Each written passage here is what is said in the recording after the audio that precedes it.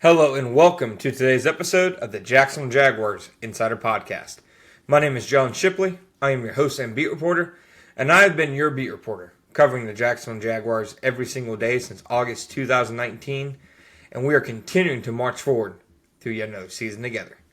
As always, you can find our 100% free, 24/7, boots-on-the-ground coverage following the Jacksonville Jaguars when you find us on social media, such as Facebook or Twitter, at Jaguars on SI. You can also find us at www.si.com/NFL/Jaguars. All right, folks, welcome to today's episode of the Jacksonville Jaguars Insider Podcast. My name is John Shipley. Today we are talking about my theory on why the Jaguars defense has slipped in the 3 weeks leading up to the bye week. Now, in the 3 weeks leading up to the bye week, the Jaguars allowed 28 points to the Kansas City Chiefs at home, 20 points a week later to the Seattle Seahawks, which isn't, obviously terrible. They did give up several explosive plays, though, that helped kind of doom their chances in that game.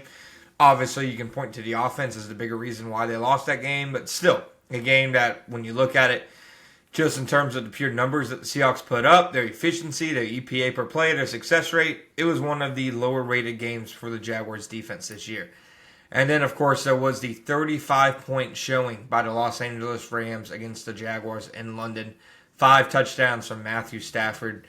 And to me, that game kind of summed up where the issues are popping up for this Jaguars defense. Now, it's important to note that it's not as if the Jaguars defense has struggled in all areas the last 3 weeks. They definitely struggled against the Kansas City Chiefs in Week 5, both in the run and pass. They just got gashed a little bit in the running game, ways that we haven't really seen in any other game this year. They bounced back from that in games against the Seahawks and Rams, at least in my opinion.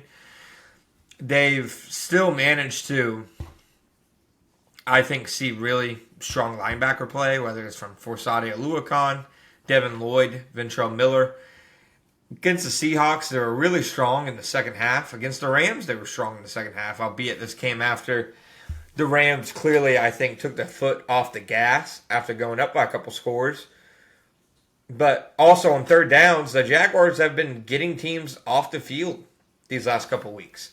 It has been the non-third downs that have really killed the Jaguars, those early downs. On early downs, the Jaguars, through the last 3 weeks combined, are 31st in EPA per play and 32nd in success rate. That's after being 4th in both during the first month of the season. And Jaguars, on early downs, the first month of the season were fantastic. They're getting teams into second and long, into third and long. Really good against the early pass, making negative plays. And that has just gone away over the last 3 weeks.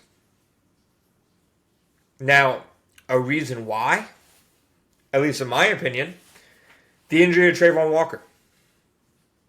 One player won't make your entire early down defense.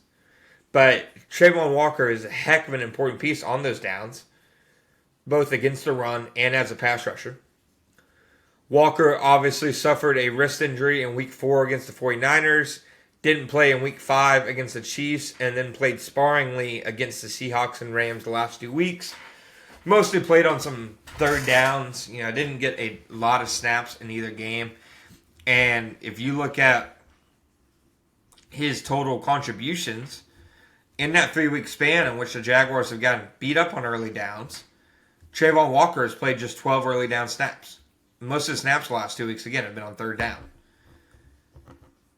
And obviously, there's not always a causation to go along with the correlation.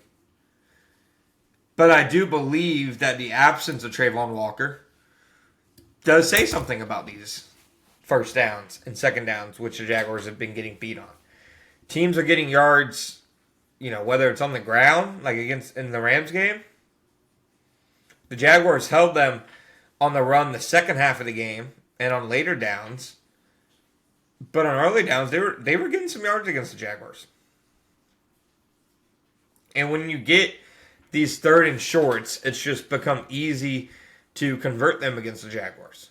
Jaguars love sending blitzes on third downs. Teams have been leaving themselves in max protection on third downs and finding guys open against the secondary. And I think a big reason why the Jaguars were so good at forcing turnovers over that first month of the season is because of what they did on early downs.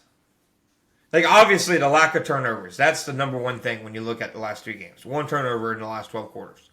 That's the big number. But I think the reason for the lack of turnovers ties directly into this. That teams are not getting into these third and long situations where the Jaguars are pinning their ear back and forcing errant throws with pressures. They're able to just run the ball. They're able to get a quick pass off. And you're not seeing as many turnovers happen, in my opinion, as a result. So I think for the Jaguars defense to get back on track, for this unit to once again have a way to not just positively contribute, but to frankly change the impact of these games, the Jaguars are going to need them to start winning on these early downs again. And getting Trayvon Walker healthy will obviously be a big part of that. Trayvon Walker is a very key player to what the Jaguars do. He's one of their best defensive players overall. He's very productive. And the drop-off from Trayvon Walker to the rest of their edge depth behind Josh Hines-Allen is a significant one. And it has definitely shown up in recent weeks. But I also think if you're the Jaguars, it's an issue that when they lost Trayvon Walker, this happened to the defense and to the pass rush especially. I mean, they're last in the NFL in sacks right now. They have 1 sack in the last 3 weeks, not getting much pressure outside Josh Hines-Allen, who had his 2 worst games in terms of pressures in Week 5 and Week 6.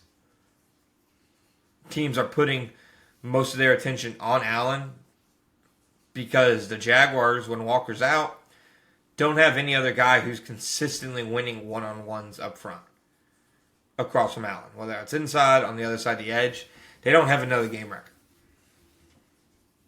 I mean, look at the Rams. They have several. Look at the Seahawks a week before. They have several. When they play the Broncos, they'll have several. The Jaguars is basically Hines-Allen and Trayvon Walker. And when one of those guys isn't on the field, it's easier to neutralize the other because you can put pretty much your entire protection plan based on stopping them. Teams aren't game planning to stop Eric Armstead right now. They just aren't. Same with their edge depth. DeJuan Smoot, Emmanuel Ogbah, BJ Green. Guys just are not threatening the opposing offenses enough.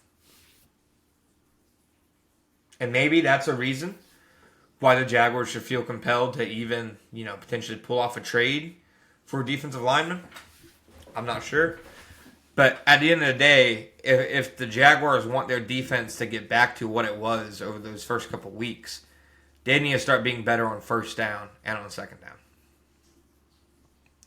They need to start producing back at the level that they were on these early downs to force teams to get into these disadvantageous situations. Because that's when teams they're like, okay, we have to sit back here and protect. We need guys running routes. We need these routes to go downfield. That's when Anthony Campanile was taking advantage of the offenses. That's when his scheme was looking at its best, both in terms of coverage and the pressures he was sending. Because that's when the defense has some leverage. The defense has a step up on the offense. When the offense only needs to go 2 yards or 1 yard to pick up that first down, that advantage isn't there. So I don't think it's anything, frankly, deeper in that. I don't think it's that the Jaguars have suddenly become a bad defense. I think that they've missed a very important player. They don't have enough difference makers in the front 7. And for their scheme and really their plan on defense to work, they need to dominate those early downs. And without a key player to their defensive infrastructure the last couple weeks, it's been harder for them to win on those early downs. And until the Jaguars get better on first and second down, I'm not sure you're going to see the defense make the game-changing plays that it was earlier in the season. And the Jaguars desperately need them to start doing so. Thank you guys for listening to today's episode of the Jacksonville Jaguars Insider Podcast. My name is John Shipley. Be back next time.